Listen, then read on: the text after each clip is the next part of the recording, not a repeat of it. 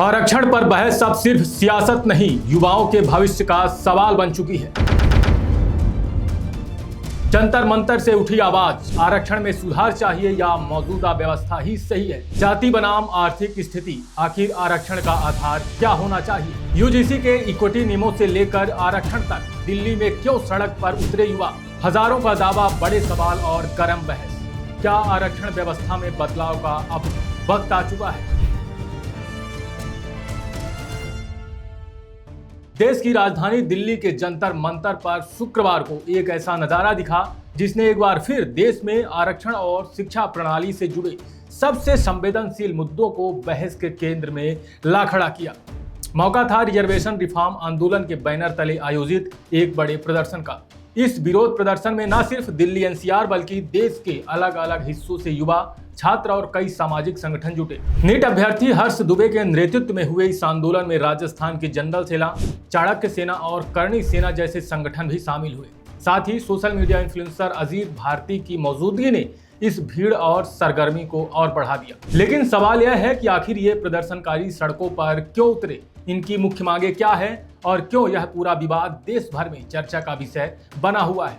आइए इस रिपोर्ट में सिलसिलेवार जानते हैं। इस प्रदर्शन के केंद्र में मुख्य रूप से दो बड़े मुद्दे रहे। पहला, जातिगत आरक्षण व्यवस्था में सुधार और दूसरा, विश्वविद्यालय अनुदान आयोग यानी यूजीसी के इक्विटी नियम। प्रदर्शनकारियों और छात्र संगठनों का साफ कहना था कि वर्तमान आरक्षण नीति में अब बदलाव की जरूरत है। उनका तर्क है कि आरक्षण का लाभ जाति के आधार पर मिलने के बजाय आर्थिक स्थिति और वास्तविक जरूरतमंदों तक पहुंचना चाहिए। इसके लिए उन्होंने क्रीमी लेयर के दायरे को सख्ती से लागू करने की पुरजोर मांग उठाई। इसके अलावा हाल ही में चर्चा में आई यूजीसी के इक्विटी रेगुलेशंस के खिलाफ भी जमकर नारेबाजी हुई। उच्च शिक्षण संस्थान में जातिगत भेदभाव रोकने के लिए बनाए गए इन नियमों को लेकर सामान्य वर्ग के छात्रों और संगठनों में गहरी आशंका है। उनका मानना है कि इन प्रावधानों का दुरुपयोग हो सकता है और एक तरफा साबित हो सकते हैं। यही नहीं, प्रदर्शन के दौरान कुछ समूहों ने SC/ST एक्ट के प्रावधानों पर भी आपत्ति जताई और इसके कथित दुरुपयोग को रोकने के लिए पुख्ता कानूनी कदम उठाने की मांग की। जंतर मंतर पर चल रहे इस प्रदर्शन का अंदाज कुछ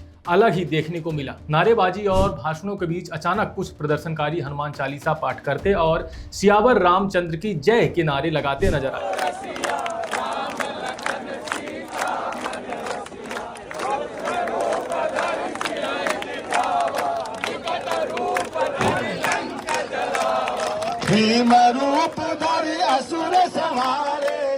आयोजकों का दावा था कि इस आंदोलन में हजारों की संख्या में लोग देश के कोने कोने से पहुंचे हैं। हालांकि भीड़ को लेकर कोई आधिकारिक आंकड़ा सामने नहीं आया। दूसरी तरफ प्रशासन और कानून व्यवस्था को लेकर भी स्थिति तनावपूर्ण रही। दिल्ली पुलिस ने पहले ही सार्वजनिक सूचना जारी कर दी थी कि जंतर मंतर पर जुटने वाले पदाधिकारियों को दिशा निर्देशों का पालन करने और शांति बनाए रखने के लिए कहा गया।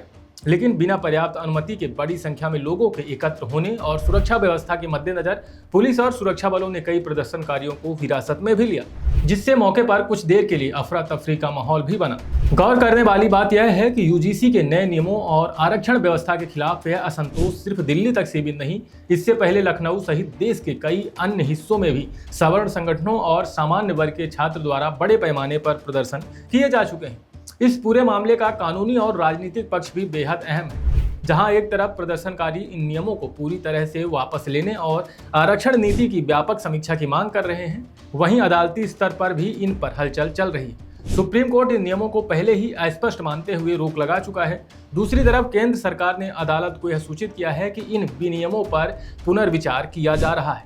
यह पूरा विषय सिर्फ कुछ नियमों या एक दिन के प्रदर्शन का नहीं, यह शिक्षा, रोजगार, समान अवसर और सामाजिक न्याय की उस बुनियादी नींव से जुड़ा है जिस पर हमारा देश खड़ा हुआ है।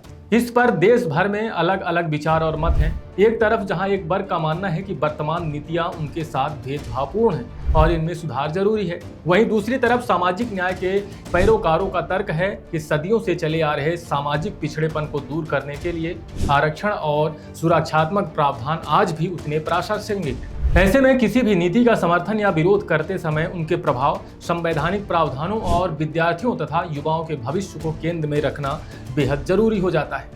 असहमति लोकतंत्र का एक स्वस्थ हिस्सा है, बशर्ते वह व्यक्तिगत या जातिगत टिप्पणियों से ऊपर उठकर तथ्यात्मक और तार्किक दायरे में हो।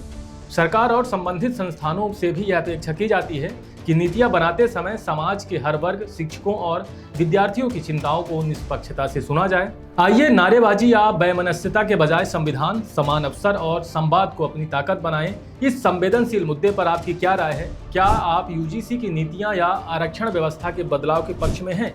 अपने विचार हमें कमेंट सेक्शन में पूरी जिम्मेदारी, तथ्यों और सम्मान के साथ साझा करें। अगर आपको यह रिपोर्ट पसंद आई हो तो वीडियो को लाइक करें और चैनल को सब्सक्राइब करना ना भूलें। धन्यवाद।